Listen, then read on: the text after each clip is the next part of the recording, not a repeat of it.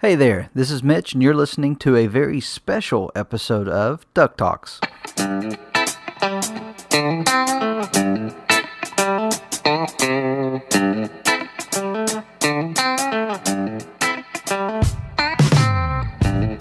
We may have numbered this episode 32, but this will not be a regular episode of DuckTalks. This is actually a pre-recorded interview that Pirate Steven and I had with Morgann Gicquel. Morgann is the director of the Scrooge Mystery documentary. We had a great time with Morgann. We really enjoyed speaking with him. We get into the details of how we, came into contact with one another and all of that during the interview, so I won't get into that. I just want to take a moment to say that Morgann was just fantastic.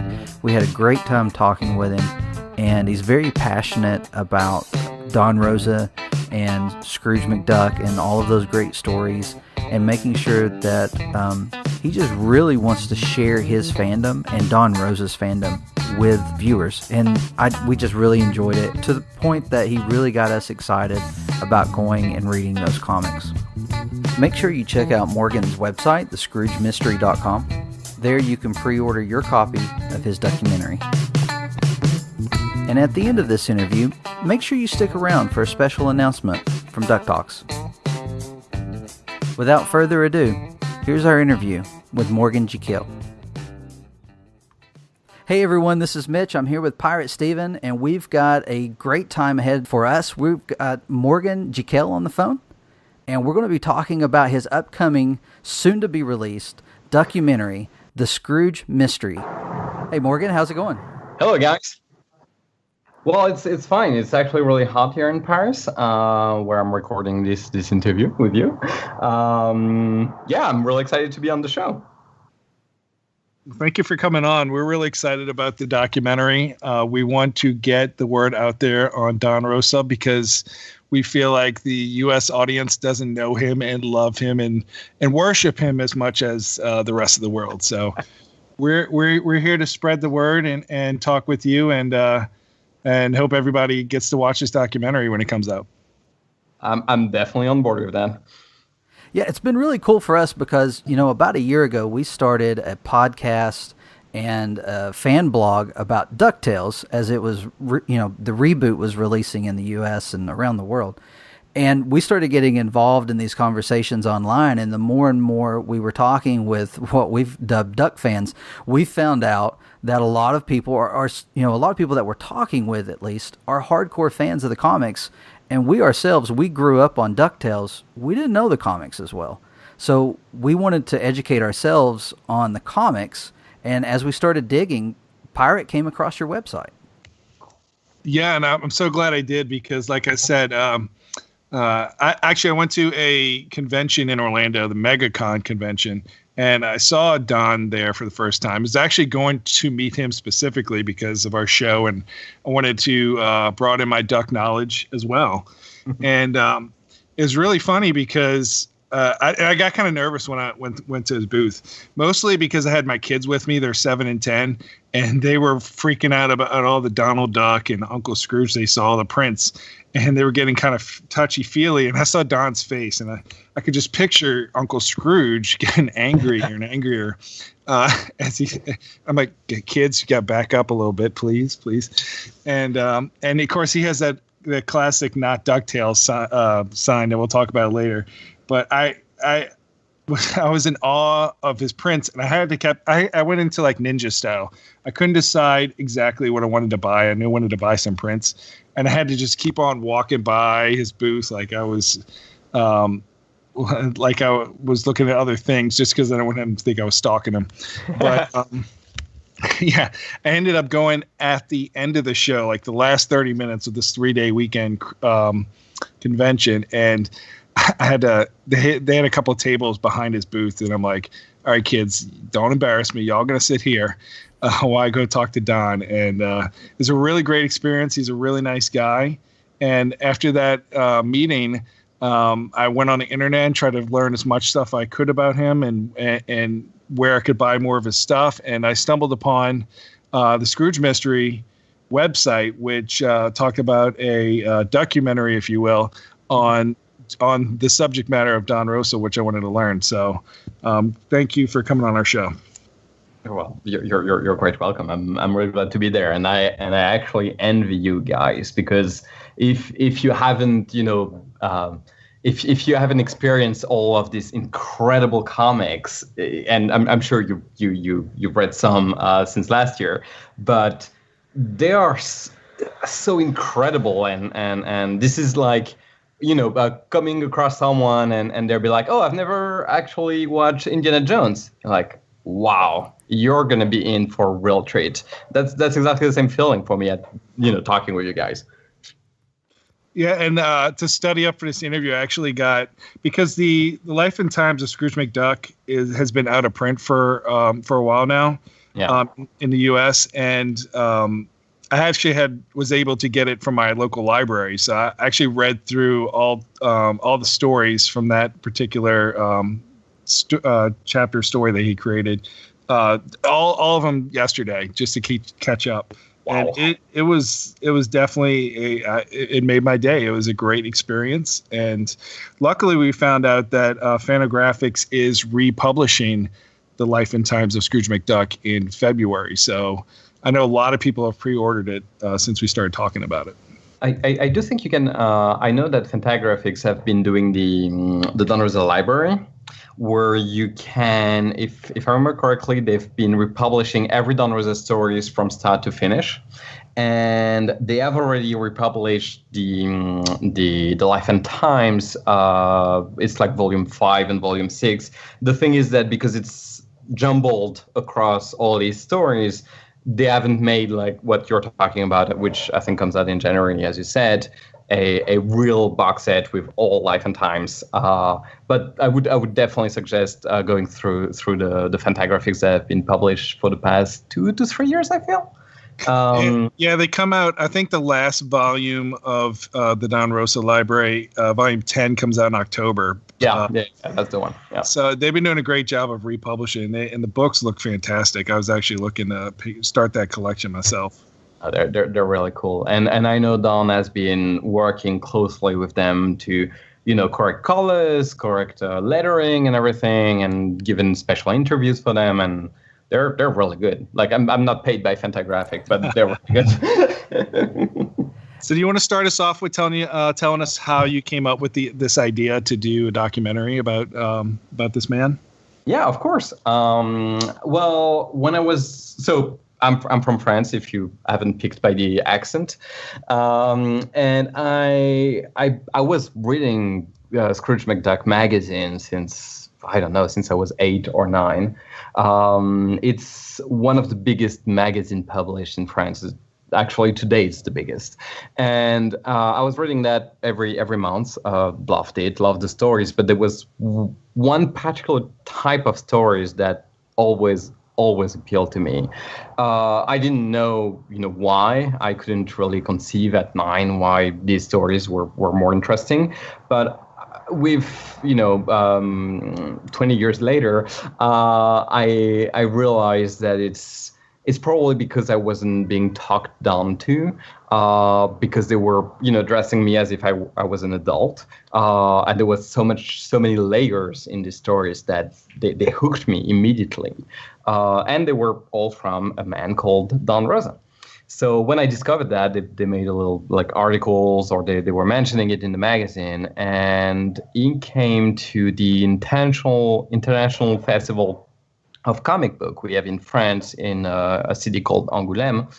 And I was 15 at the time, and he was doing drawings and signature, signings and everything. And the line was 7 hours long, which is insane. And I waited in line for like 4 or 5 hours, and 2 to 3 people before me, he was so exhausted that he said, okay, from now on, no more drawings. I'm just going to sign books. And I was like, I just waited 5 hours to get my drawing. and I did get my signature, but I was like, one day I will get a drawing.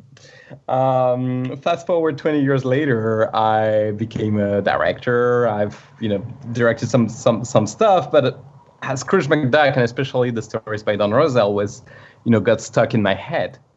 And every time he went to France, which is not as often as we'd like, but I think he came 2 or 3 times in the time span. And every time I was like, how can I meet this guy? How can I, not only get my drawing, but actually talk with him and everything, which must sound really bizarre if you've seen him in a Comic-Con, because in the US, there's not a lot of people around him, so he's very accessible. In France, he's a superstar. Like, you can't approach him. There's lines of thousands of people, and you're like, okay, well, maybe I'll see an eye, I'll take a picture, and that's all I'll get. He probably has like a bodyguard. Yeah, or at least he should.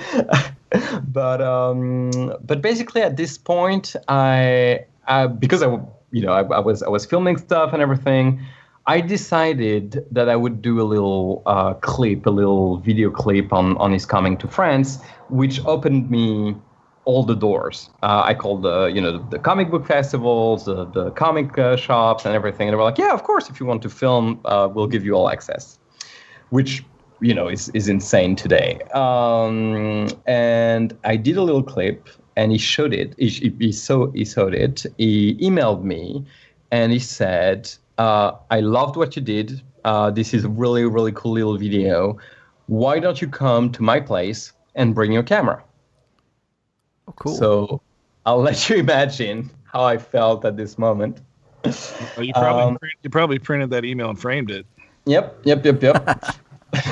But I did say no, actually. I said no because I was like, no, I'm going to come here. I will just be flabbergasted. I'll just be like, oh my gosh, this is happening, and I will do a crappy job. And I told him, if you allow me access to me and my camera, let's do it properly, and let's not do a home video, Morgann comes and meet Don Rosa style. And he said, wow, okay, if you want. I came back a year later, and I had a concept. And I told him what I wanted to do, and he said, "Yeah, if you find the funds, let's do that." And the rest is history. I actually rendered the last version of the film yesterday. Wow! Congratulations. Thank you. Now, this project was over 3 years. Yeah, it's about I would say a little more than 3 years. It actually really started when I heard that Tuomas Holopainen was a Finnish metal band leader from a band called Nightwish.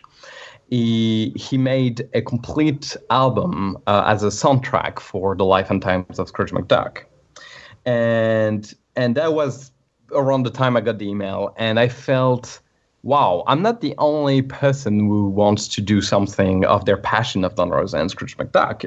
There's actually like legit people with, I think his music album got gold in like 2 weeks in Finland, something like that. Which is also insane to think that a music album on Scrooge McDuck would go gold in such a short period of time, or gold at all. I mean, it's Scrooge, obviously it gets gold, but still. But yeah, at this point on, I was discovering so many other people who were doing stuff around Don Rosa, Scrooge McDuck, and everybody. I was like, yeah, there needs to be something made of those people. And the documentary, if you will, the Scrooge Mystery, is obviously centered around Don Rosa, but to talk about all these people, and we have Tuomas Holopainen in the film, we have a lot of other incredible people in the film, because, yeah, the idea was to show you're not alone in your passion. You're not alone in loving those dogs, those talking dogs, and making something out of it. So Don lives in Kentucky, correct? Yep. So you were flying back and forth from Paris to Kentucky? Well, at the time, I was actually studying and working as a director in New York, so it was a little easier to fly from New York to Louisville. But we did over the 3 years. The first time I was flying from Paris and discovering Louisville, which I had no clue, what it was like, how where he was living, because he lives in the woods in this kind of property with a lot of I can't remember how huge it is, but there's he's in the middle of a forest that he's actually keeping and gardening and everything. But it was definitely easier when I was in New York to do the back and forth. Now I saw on YouTube they had a video of someone doing a tour of his house, and was that you or a different person? No, that's Jano. Was the German is the guy who deals with everything related to social media with Don Rosa. Okay. Is a German translator, and he also published back the first comic books that Don Rosa did, the non-Ducks comic books. I can't pronounce them, but it's Lancelot per Twillaby, and the other one is Captain Kentucky. Those are the two comics that Don was doing before he could actually draw Scrooge. And what is really funny is that you can find the Scrooge McDuck adventures, but with human characters. He really, really wanted to get these stories out of his head, but because he couldn't use the Disney characters, he was like, okay, I'll just do it with my own. And he's actually the guy who published them in English. I would say 3 or 4 years ago, but I think you can find them on Etsy. They have a Don Rosa store on there. Okay. Do you in your documentary, do you film at all his Donald Duck collection? Because I saw that video, and that is insane. That's actually how the documentary starts. It starts with the whole ranks of Donald Ducks and Scrooge McDucks and everything. And there's actually I don't know if it's a funny story, but basically that was in the script since day one. We were supposed to start with that. But then I learned that 3 months after we filmed that, he sold everything to an auction company. Oh, wow. And I was like, oh my gosh, we would have been 3 months late, and this entire room would have been empty, and that would have been good. Yeah, that is an impressive collection. One of the things I love about him is that he's a collector himself. When I met him at the convention, he gave me a good deal because he needed money to pay for some comics, Wonder Woman comics that he had bought. So I love supporting collectors like that as well, that they have so much passion in other artists and what they do, that they have a collection. So I thought his Donald Duck collection was cool. You have no idea how like how far his collection needs are. When we were setting up the set for the film, I'm talking a lot about sets and scripts, but the way we directed the Scrooge Mystery was really like a narrative film. We had a complete set, complete scripts, and everything was very feature-like.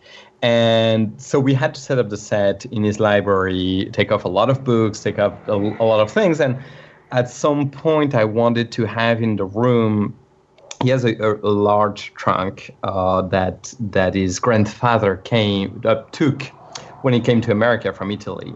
And he drew this particular trunk in a lot of the Life and Times and other Scrooge adventures as a link between his background of an immigrant and Scrooge's background. And what was really funny is that this trunk was in the basement or something, and when we took it, it was really heavy. And I was like, well, let's maybe empty it. And in there was a collection of seashells. But I'm not talking about 1 seashell or 10 seashells. It was like 200 seashells that he has been collecting since the 50s. And he had forgotten about this collection. He was like, oh, I guess I collect seashells now. Gosh. But his house is filled with comic books, films, memorabilia, figures. Is like a full-on geek. And I think, a lot of people will relate to that. Well, I'm glad that made it in the film, because people will love to see that. Yeah, that's one of the things that I really like about this documentary is, it's all about fans. You're a fan, Don's a fan, and I was watching some of the trailer that you've put out, And just hearing him talk about being a fan makes me excited about actually learning more about him and learning more about his fandom. So hearing you talk about him being a collector, and he's one of us. Yeah, that's exactly what it is. And to be fair, like, I feel that the film will win if people, if people who don't know anything about these ducks or the duck comics can always say, but it also applies to me. Whether you're a Doctor Who fan or I don't know, Marvel fan or film fan or whatever you're passionate about, you can actually create and live from the things you like. And his story is very specific, but I also feel that anyone can actually relate to that, and that's a beautiful story.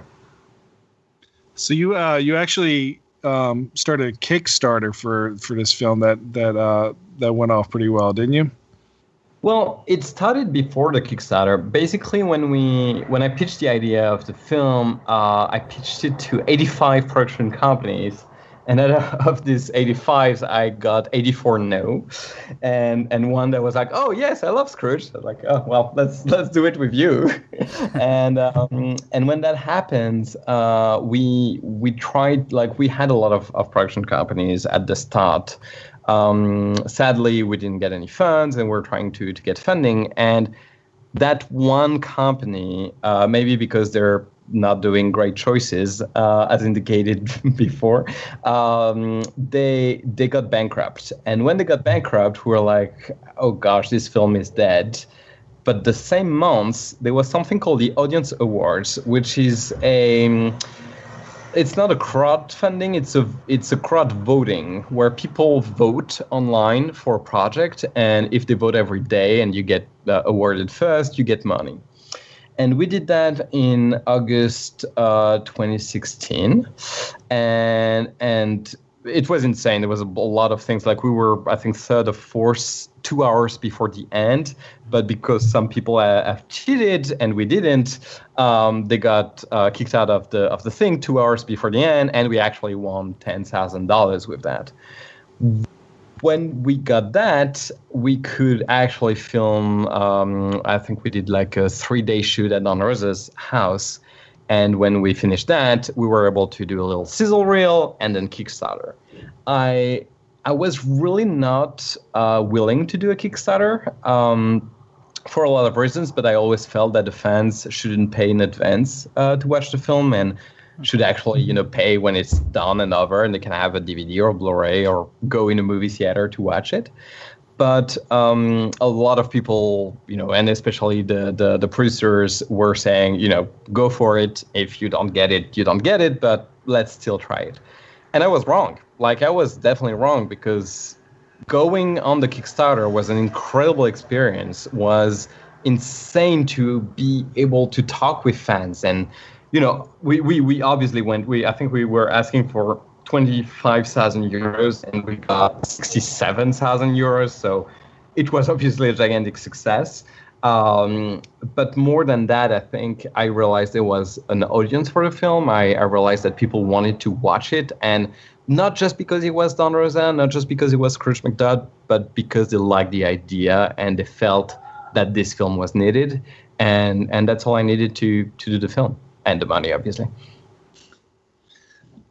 You did a great job. You did a great job on the trailers. I know.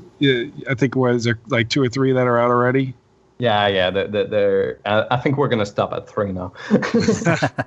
No, they're really, really greatly done. I love the narration in it. I think I learned a lot just from watching the trailers. Mm-hmm. To be honest. Cool. Well, I think the first trailer we did was to generate interest. We had done only one shoot at the time, and the idea was to get people to subscribe to the website so we could hunt down any Don Rosa fan that could be in the film, and also to create like a little momentum. The second one was the one we did for the Kickstarter, and that's the one I always wanted to do, which was just drawings, which is mainly what the film is. Don Rosa remaking the drawings he did for The Life and Times. and having that kind of magic of what the film is supposed to be. And once we had those two, and we had to do the pre-order for the DVD and Blu-rays, it felt obvious that even though they were cool trailers, they weren't necessarily summing up what the film was about. Mm-hmm. And the last one we got out a week ago, I think, or 10 days ago, is definitely like if you wonder what the film is about, watch this and you'll know. I love the when Don says that he doesn't make the comics for kids. He's glad that they love them, but he makes them for adults. I thought that line was great, because obviously when he made these comics, I was probably still a kid. I was buying Superman comics, and the Uncle Scrooge comics weren't as prevalent as they are in other countries. So now that I'm adult, I feel like I can even enjoy them better. Oh, yeah, definitely. You said earlier that Don really liked the concept that you had for the documentary, and you were talking about just now that the film will be him drawing. Now, there's a process you all put together for that. I saw something online. Can you tell us a little bit about that? Oh, yeah, of course. Well, when I was presented with the opportunity to do this film, as I've said earlier, I've directed some shorts and commercials and everything, but I've never really dipped into documentaries. I had only done one documentary in the past, but that wasn't my forte, and definitely not something that I was comfortable with. So I tried to rethink about what kind of documentaries had an impact on me. And the only one I could find is a documentary made in 1956 by a French guy called Clouseau, called Le Mystère Picasso, the Picasso Mystery.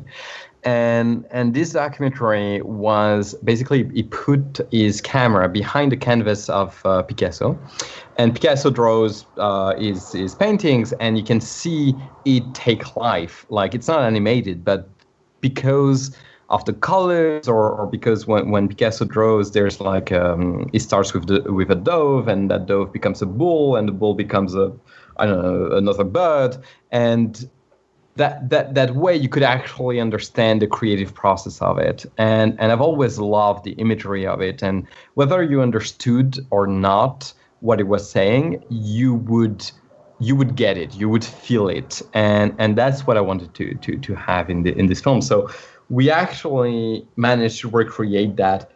But the problem is that when you're drawing what like Don is drawing, you can't do that on a canvas, standing up and having paints. It's a completely different process. So we had to have a clear drawing table on glass, and a rig with the film camera, so it could actually be right below and capture the drawings without having any light leaks and all that kind of things, and just one beam of light that would imprint the drawings on the film. And I'm saying film a lot because we actually, like the Picasso Mystery, we shot on 16mm film, which is a medium I love, and I feel works really, really well on that film.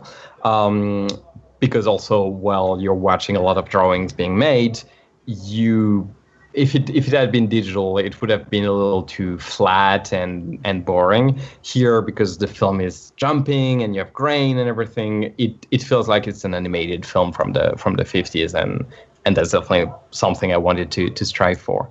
But more to the point of the concept, the idea was that I think Don can tell us more about his life, about his passion, just by drawing. Like, I don't think he has to say anything. Just seeing him, either his hand is shaking or not, or the colors is being very strong or not. Just by looking at that, you can feel if the subject we're talking about is important to him or not, and what it represents.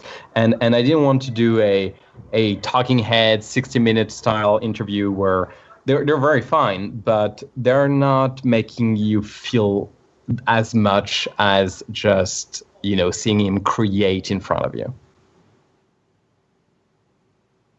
That's very cool. So is that where the title came from as well?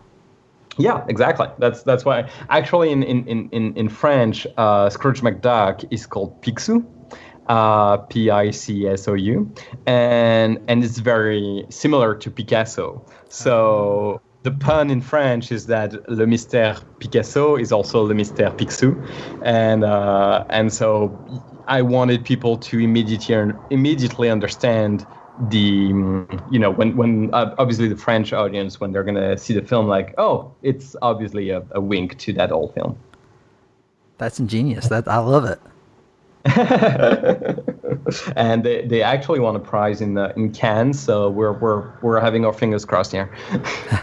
Well, I really like the, I hear your passion for this, and you're talking about the technique and everything, and it's amazing. And then I'm also thinking that, today I'm an amateur podcaster. I'm also an amateur artist, extremely amateur. And I'll get lost in watching YouTube videos of people draw and just watching their technique. And so you're telling me about this documentary where I'm going to learn about Don Rosa, but I'm also going to watch him draw. I'm sold. and more than that, you're gonna see, like, there's one chapter that is probably one of my favorite. We've divided the film in 12 chapters to mimic the life and times, and in one of the chapters, I think it's number 5, he actually explains how he used to draw, because his background is not the one of an artist. He never went to an art school. He studied civil engineering. And so the only way he could actually draw was to replicate what he learned in engineering classes. So he uses, templates and 7 different types of pens and all these incredibly complex ways to draw the character. But so it could fit with what he learned when he was younger. And that scene, like, I think it lasts for 4 or 5 minutes, and you can see every single little details, and it's going to be a treat if you like to watch that. I just going back on the trailers, I noticed you have a cameo from some guy that made Jaws. Oh, man, I don't know who you're talking about. Yeah, the guy that wears baseball hats and he has the. I know, Steven. You mean Steven, my dear friend. Your good friend. Yeah. We're. I mean, I still can't believe it. I literally still can't believe we have Steven Spielberg in the film. Just as a head start, I know it's a spoiler, but we don't have a lot of Steven Spielberg. We only have 10 seconds. But those are 10 glorious seconds, and I will cherish them as much as I can. He was promoting the Post in Paris that I think we call Pentagon Papers here. Anyway, that was in January. The film was wrapped, and we were completely finished. And I learned it was coming here. And oddly enough, we mentioned Spielberg twice in the film. And we also have the producer of the Transformers saga in the film, who's a big Don Rosa fan, and called Don Murphy. And we tried to get an interview through Don Murphy, but at the time, I think it was in the middle of shooting Ready Player One and The Post. So having 2 movies back to back, his schedule wasn't really open for us. Unknown people doing a documentary about Spielberg. So when he was promoting The Post, I knew he was going to come to France, and I contacted some journalist who was doing to do a press junket. I don't know if you're familiar with what a press junket is, but basically journalists only have like 4 or 5 minutes, and they just go around and around and around so every media can have their little moment. And usually the talent just repeats the same thing for 5 or 6 times until they go crazy. But I'm pretty sure he wasn't expecting a question about Scrooge McDuck. And actually, I was in the other room watching the monitors and making sure. And yeah, actually, I know when the reporter asked the question, he was like, wait, what? What are you talking about? And we didn't get as much as we wanted, but but it would have been stupid not to include him. And I think that his little 10 seconds add something to the film, and that was a pleasure to have him in there. So, did you happen to get a selfie with Steven Spielberg after that? Oh, I wish. No, it was. I mean, I gave him the film, so I don't know if I'm pretty sure he hasn't seen it, but if he's listening to the podcast, Steven, you have my email. Please tell me what you thought of the film. Awesome. I'm sure he listens to this, so hopefully he'll get back to you soon. Great. Steven, if you're listening to the podcast, you have not returned my phone calls yet.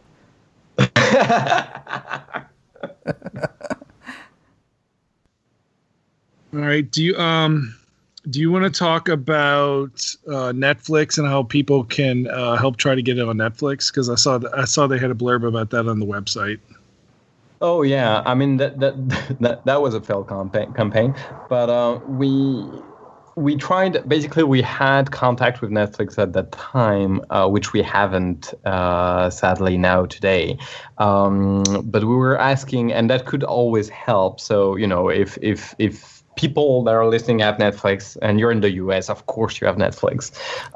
There's a way to request titles, and know that our documentary is official and we have an IMDb page and everything to that matter. You can actually request when you go on the Netflix website that they add the Scrooge Mystery to their catalog, because for a lot of reasons, and I'm sure that everybody who's been listening so far, it feels like this is the best fit ever. Like, this documentary deserves to be on Netflix. That's where it will touch the more people, and it just makes sense. Like, today we've seen such a disruptive wave on media, and how media has been presenting to us, how traditional media are kind of lowering down towards Netflix, Amazon, Hulu, you name it. And I think that a documentary like this, which could have thrived in art house theaters 20 or 30 years ago, today, if we really want it to touch as much people as we want, Netflix is definitely the place we want to go in. And yeah, so if people want to watch it there, want other people to actually see it and share it with friends and everything, go on Netflix.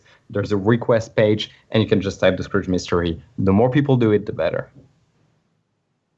Yeah, I think that's like you said, it's a great place and great audience for the film. I actually watched 3 or 4 documentaries on Netflix this month already, so I think that's a great place for it. Like that's insane. Like, a couple of years ago, like, I don't know, 10 years ago, we would have said, oh, this month I've watched 5 documentaries, and just like that. Mm-hmm. I don't know. It just blows my mind that they were able, because people used to watch, obviously, 60 Minutes and all shows on TV, but I don't. To be fair, I mean, not 60. This 60 Minutes is not a good example, but there are a lot of very insightful reports. But they're just news reports. They're not documentaries. They're not here to present you with a new and different point of view and a cinematic way to show it to you. And kudos to Netflix to have managed to make documentary mainstream. Absolutely. Do you want to? How long is the runtime of the film? The film is 1 hour and 56 minutes, so nearly 2 hours. That's a great length. I'm sure we'll learn a lot. Even people that follow Don Rosa religiously, I'm sure will learn more stuff. Yeah. The idea is that I always had 3 different type of like, I had my advisors watching the film, and each time everybody had a different cap. Like, I was the Don Rosa fanatic, so I was making sure that there was in the film stuff that weren't published anywhere else, that were, bits of information you'll find in the film and nowhere else. For instance, his views on what would happen if he had done a Death of Scrooge story, which I find mind-blowing, and you'll watch the film to find out. But I also had a comic book fan who likes Scrooge McDuck but doesn't know much about it to watch it, or dear producer Sam Rappold, and we had someone that didn't know the least bit thing about anything, Margot Karoff, or assistant director, and we basically each time we were exchanging notes and trying to find out, like, for someone who has never heard of this comics, does it make sense? Yes. Do you still feel something? Yes. And then we would move on to one step and one step. So yeah, whether you know everything there is to know about Don Rosa, you will learn stuff. And if you haven't, the faintest idea of what this is all about, you'll still enjoy it, feel things, and at some point, I think the big debate we had was, should it be more emotional or should it be more informations? And we definitely went with more emotions, because that you can't get anywhere else. That sounds fantastic. What is your favorite, since you're such a big Don Rosa fan and you've been for so many years, what is your favorite story that he's done? A Letter from Home. I was actually rereading it like a couple of days ago. This is one of the only comic book story that ever made me cry. I think it's the best way to end the life and times of Scrooge McDuck, even though it's not one of the chapters.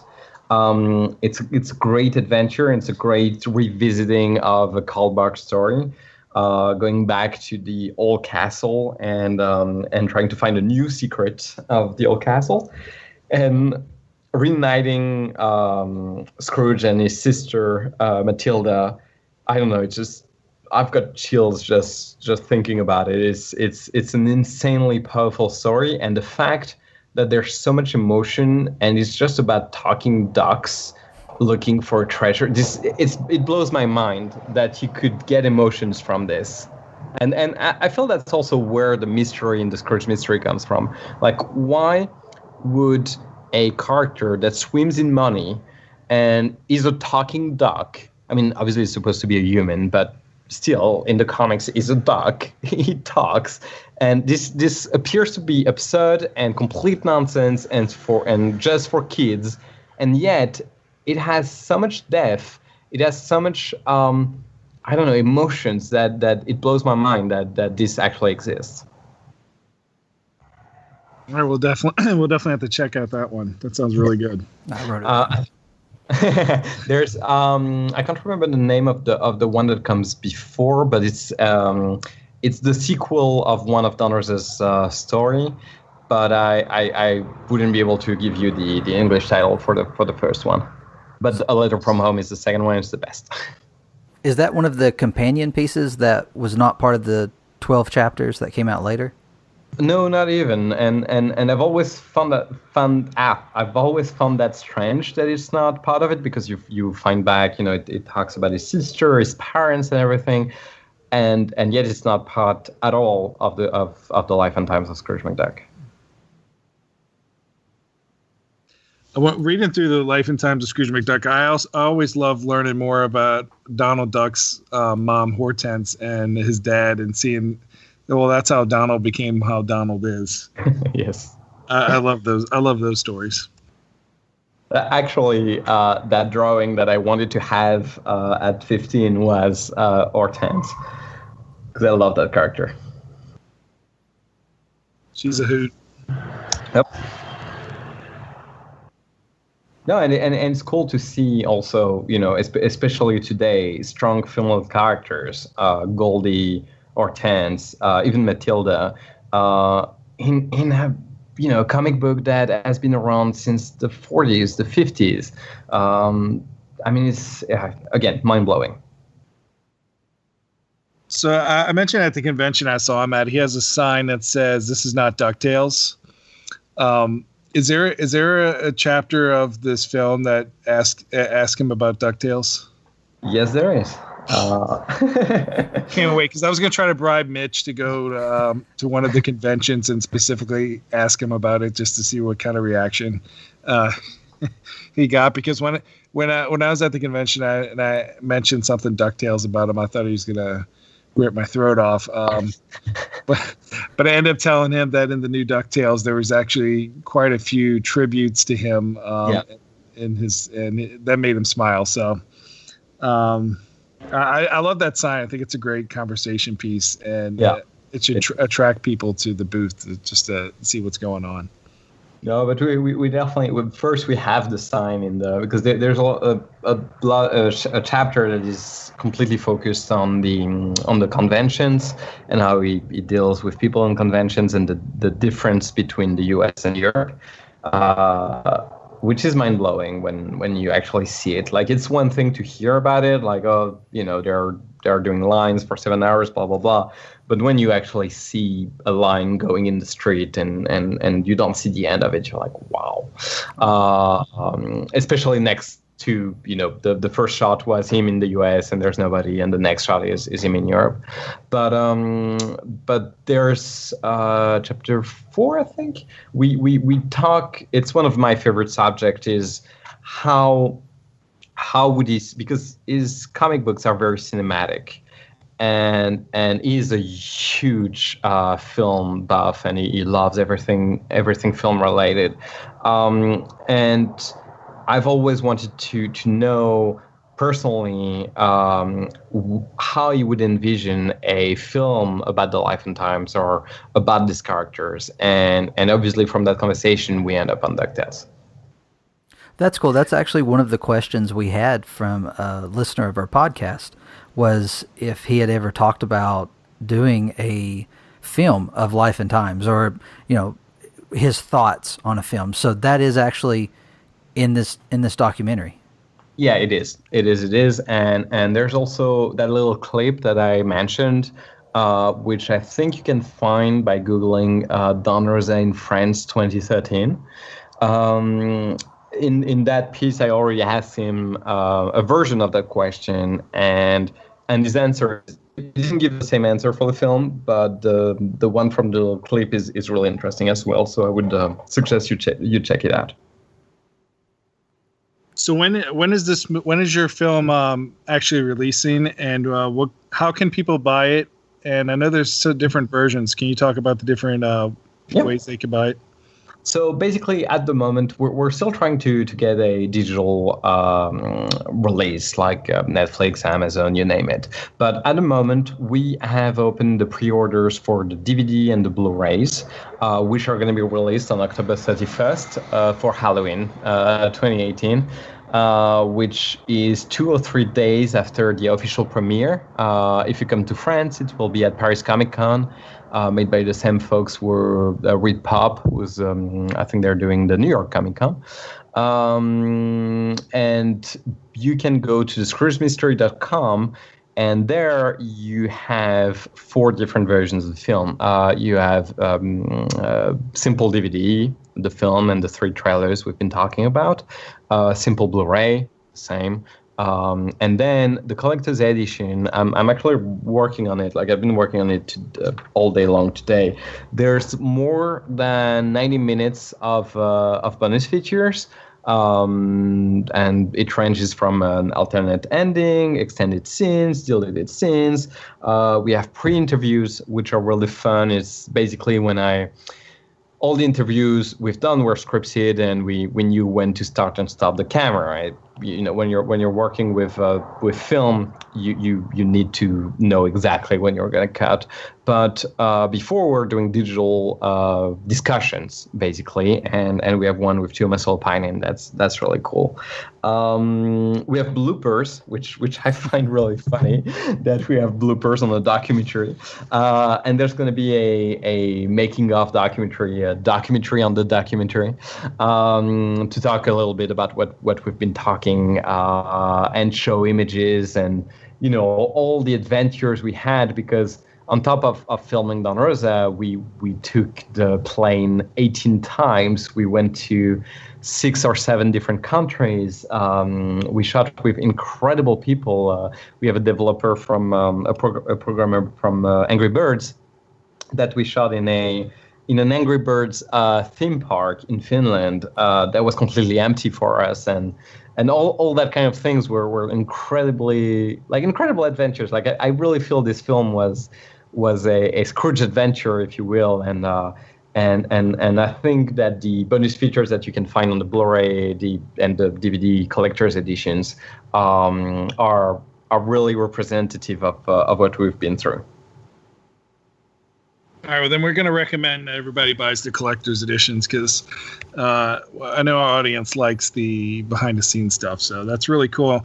I like on your page how the different editions all have different covers and different disc images that set them apart. I think that was a really good touch. Well, I'm a collector as well, so when I got to design the DVD and the Blu-rays, I felt like I need something I want to have, and I know that if I had the money and there's this documentary I really want to see, I would buy all 4 of them just to have the different artwork and everything. The thing is that I think the logic behind them is for the simple editions, it's all photos, but for the collector's edition, whether they're DVD or Blu-ray, those are designed by our graphic designer, illustrator, Garance Coggins, and she made an incredible poster that mixes blueprints and Scrooge's face and Don Rosa's face, and we wanted it to be everywhere. Yeah, that image is very cool. I saw that on the site. Yeah, that's and it when. I feel it's those kind of posters that once you've watched the film, you understand that there couldn't be any other poster for the film. So, Mitch, do you want to read some of the questions? Yeah, we have actually, just in conversation and a couple of times, we've already covered most of these questions. Because we talked about favorite chapter outside of Life and Times, so I thought that was cool. Do you have a favorite cover of his Scrooge work? Wow. Let me think. That's not an easy one. I love the exclusive covers they did for friends when I was a kid. There was like they called it the pin-up type of poster that we had, and I was always a cover of one of his stories. But I think one of my favorite stories that he ever did was On Stolen Time. I think that's the title of the story, where he finds Geyer Gearloose invents a timer that stops time, and the Beagle Boys steals it and uses it for to steal Scrooge, obviously. And at some point they get chased, and they stop time and they climb on pigeons that have been frozen in time. And he made a cover of that panel, and I always loved that idea of like the rules of physics are not good anymore in this world, and you're in for a treat. So now that you actually got to know Don Rosa really well, did you ever get that sketch that you wanted him to do for you? Well, I got 12. There you go. That's awesome. No, I actually before doing that little clip, I followed him in Germany, and I think I have like 20 drawings now at home. I shouldn't say that because people can find my address online, but no, it's I think at some point it was beyond having any originals. It was more of I needed to really meet him and be able to have this encounter, and I could not have dreamt of a better encounter than doing this documentary. I mean, you've got me excited to read these stories. Like I said, I've not gotten to them yet. I have read a few here and there, but I may not wait until February for my pre-order to come in. I may have to get a hold of some of these stories and begin reading them now. As I said, I'm jealous. Like I really want to be able to rediscover a Don Rosa story today and be like, wow, this is powerful stuff. But I would strongly suggest, like, everything Fantagraphics has released has the Life and Times in it. So as I said, I think it's volume 5 and volume 6.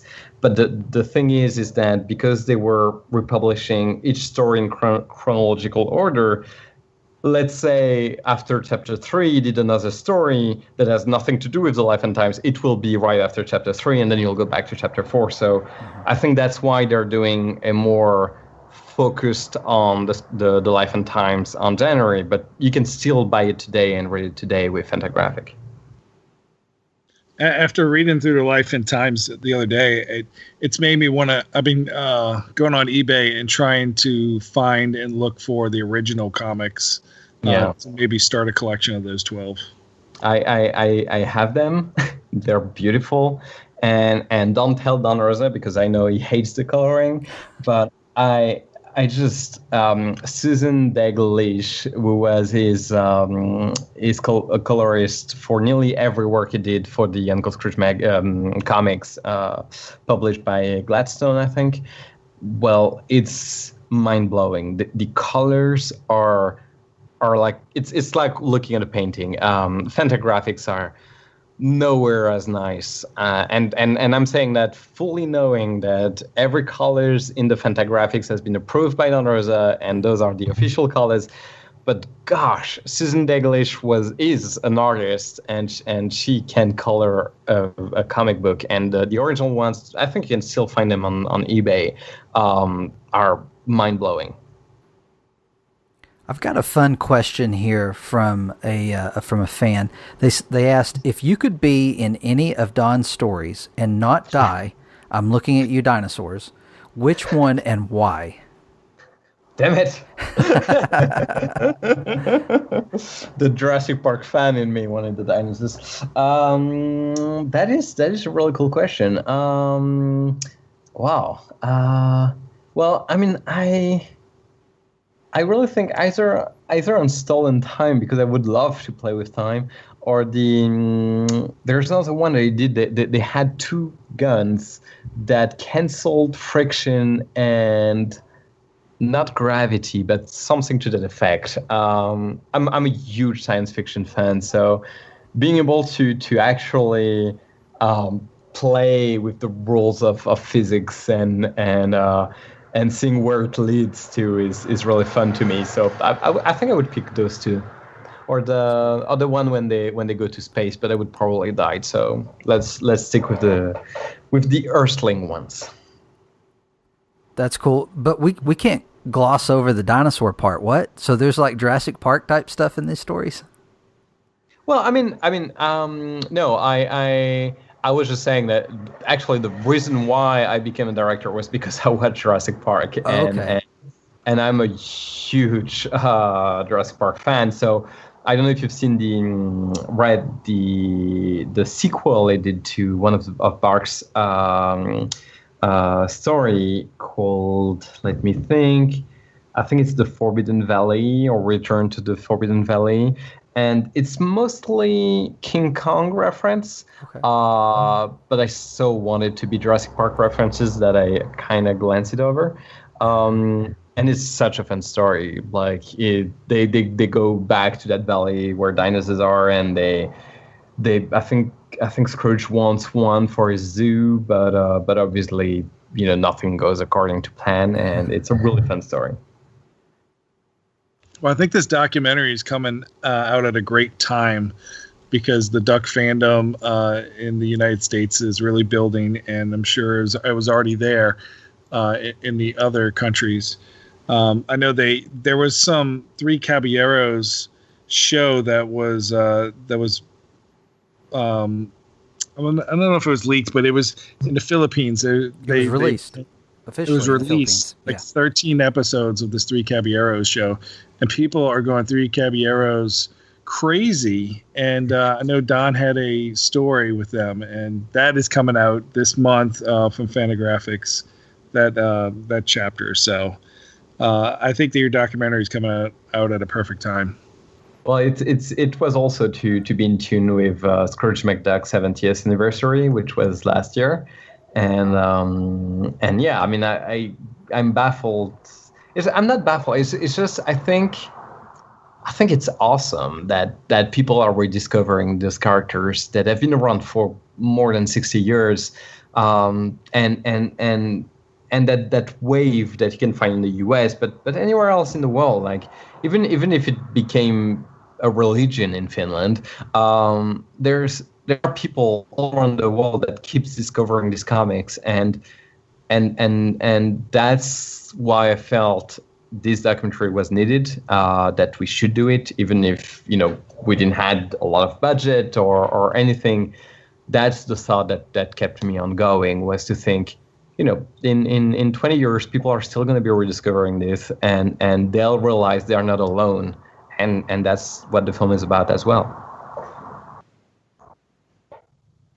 Well, thank you very much for making it one, and then for coming on our show. We're going to continue to follow your story on Twitter and all your updates, and definitely let the people out there know that they need to pick this up, because everybody needs to get their Don Rosa education, because the man definitely deserves a lot more recognition than the United States at least gives him credit for. So thank you very much for that. Well, thank you for inviting me. It was really fun talking about all of this, and I can't wait to talk with you guys again. And I hope you'll, we'll obviously send you a copy, and I can't wait to know what you're going to think about the film. Yeah, well, we'll probably see about having you on in October or November so that we can gush about how great it is. Absolutely. That would be lovely. Great. Well, thank you so much, and I hope that I was coherent enough for all of your listeners. Oh, you were great. and can't wait to have their feedback on all of this. It's a weird experience to, after 3 years working mainly on a computer, and going on a plane from time to time, film people, come back and realize now, wait, this film is going to be in the hands of people all over the world, and wow, I hope it gives them justice on their passion. I hope that they'll recognize themselves in this film, and I mostly hope that people can build upon it and keep creating or enjoying their passion, whatever it might be. Because it's fun, because people do it, and Don Rosa is one of the best example of it.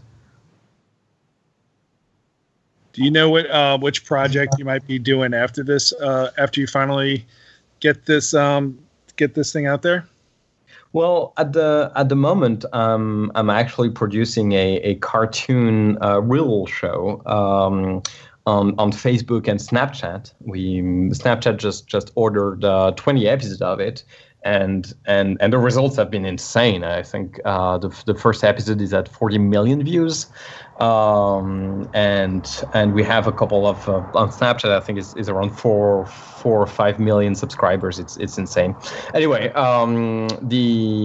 this show, I keep putting little Don Rosa details in it. There's actually a riddle around one of Don Rosa's story that I put in there. You can recognize Scrooge from his back, and it's been a lot of fun. Like, I have other projects and features and everything that I'll keep pushing, but I think I'm already in the next phase, and if you love hidden details and riddles and everything, I definitely urge you to check out Riddle Me This on Facebook, and it's also on Snapchat now.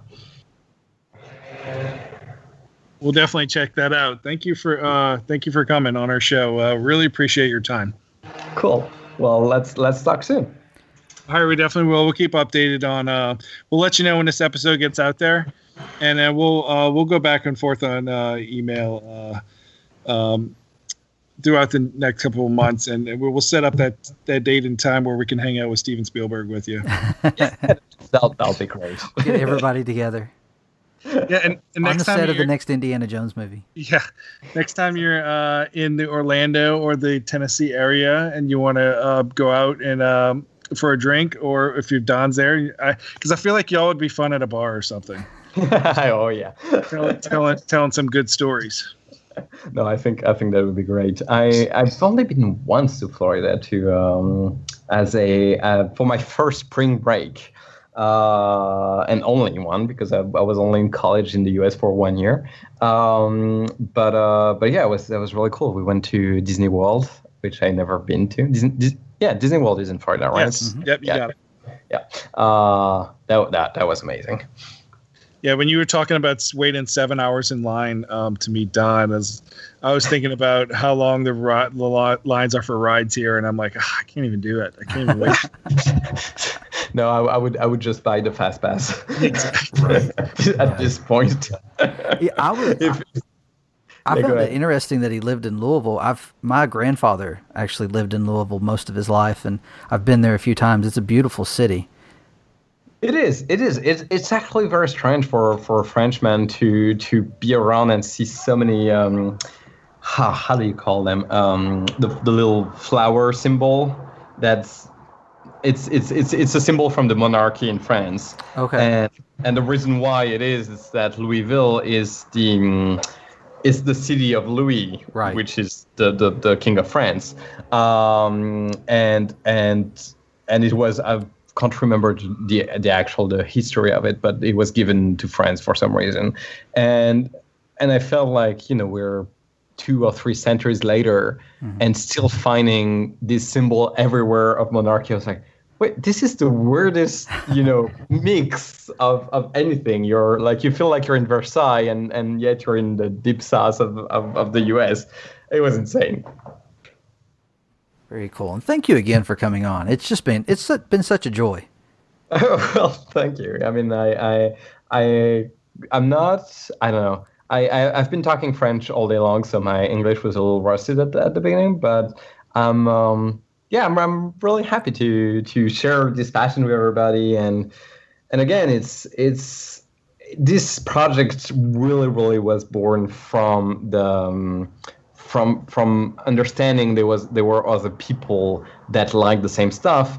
When you really think, gosh, I'm alone to think that these talking ducks are actually like a cool thing, and when you discover so many other people that love them and do podcasts and all that kind of things, it's just a joy to be talking with you guys. It's been that way for us as well. I mean, when we first started doing this and we talked about doing, I've wanted to do a podcast for a while, and I had to find something I was passionate enough about. And DuckTales was a big deal to me growing up. And when I was able to get my hands on those DVDs and start sharing them with my children, it just became something very special for us to sit down and watch those, shows together. And then when the reboot came out, it's something that we're both sharing fresh. It's new, right? It's insane. Yeah. And so it was really, really cool to be able to share that with them. And then once we started doing the podcast and finding out about all these different Duck fans and just all these different segments, because you have the Three Caballeros and you have Don Rosa and Carl Barks' work. You have, the comics that, I don't know if you know this, but you probably do, but IDW is, reprinting a lot of the books that never made it to the U.S. Yeah. And so it's just really cool that there's all these different, and then you've got the Duck Avenger, which I don't know his international name. Donald Duck is a superhero. There's just all these fandoms. It's cool. Yeah. No, it's insane. And actually I feel the new DuckTale managed to do something that felt impossible, which was to link all these fandoms into one clear stream. And I think it's fantastic. I think the way they managed to, I've only seen 4 or 5 episodes because they're not being broadcast here. So I'm trying to find if they're going to be on DVDs, but I don't think they will. So I'll try to see how I can snatch them. But it's just the first 4 episodes at least were, for me, incredible, because they really managed to get the old DuckTales feel the comic book feel, but not only the comic book from the US, but also from Europe, the Italian, the German, the Netherlands. They all have completely different feel to them, and yet they manage to kind of, compose with everything, and that's mastery for me. There's a really good Goldie episode that I highly recommend. If we find it, we'll let you know where it's at. But it's a really, it goes back to the Klondike and it's kind of yeah, it's really good. Here's one last question I thought of, just because I know what our listeners are into. What are your opinions of Darkwing Duck internationally? I think this one didn't really cross the Atlantic. I know we have the Fantomial, the Donald Duck as a superhero here because it was created by the Italians, so we have tons of that. But Darkwing, Duckwing or Darkwing, can't remember. Darkwing. Yeah, I know I have like one comic that my producer gave me, but it's not as known here. Yeah, there's a huge Darkwing Duck fan base here, because it's kind of like he's like the Duck Avenger, but not Donald. But that's another series that people are trying to get rebooted in, like the DuckTales one. Well, I know that Sam Rappold, my producer, has one dream now that Marvel is basically Disney, is to see a crossover between Howard the Duck and Duckburg. I think his theory is that because Howard the Duck was proposed in the human world, he is actually one of the Duckburg inhabitants. Probably was fleeing Scrooge or something. Oh, I think it's a great idea. I want to read that. Yeah. Mm-hmm. Hey, we did have another question that we actually were talking about before we got on the phone with you. We both separately came across different places online that said Don Rosa wrote an episode of DuckTales, and neither one of us had ever heard that. To your knowledge, is that true? Have you ever heard that? Well, he didn't write a DuckTale episode. What he wrote was a 2-page screenplay for a DuckTale comic book 2-pager. And basically, I think it has to do with time travels, and I think he didn't really enjoy the experience. And what happened was that the readership didn't really understand. It felt awkward, so both parties were like, "Oh, let's never do that again." But there is a 2-pager of a comic book from the old DuckTales series that you can find scripted by Don Rosa. Okay.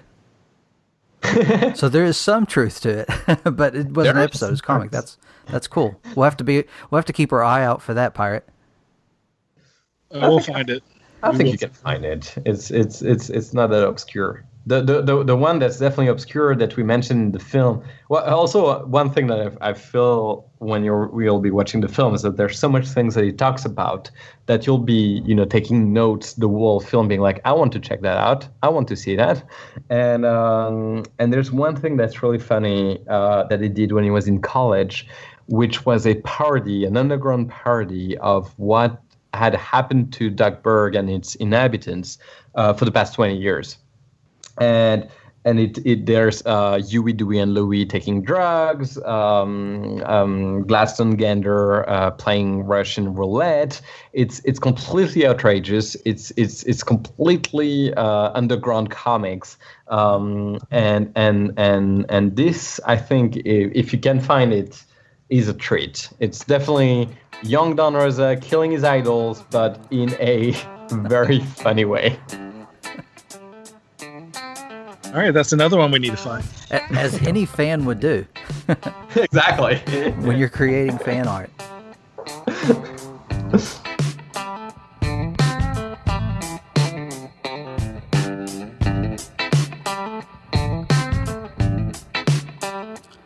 Well, we hope you had as much fun listening to that interview as we did recording it.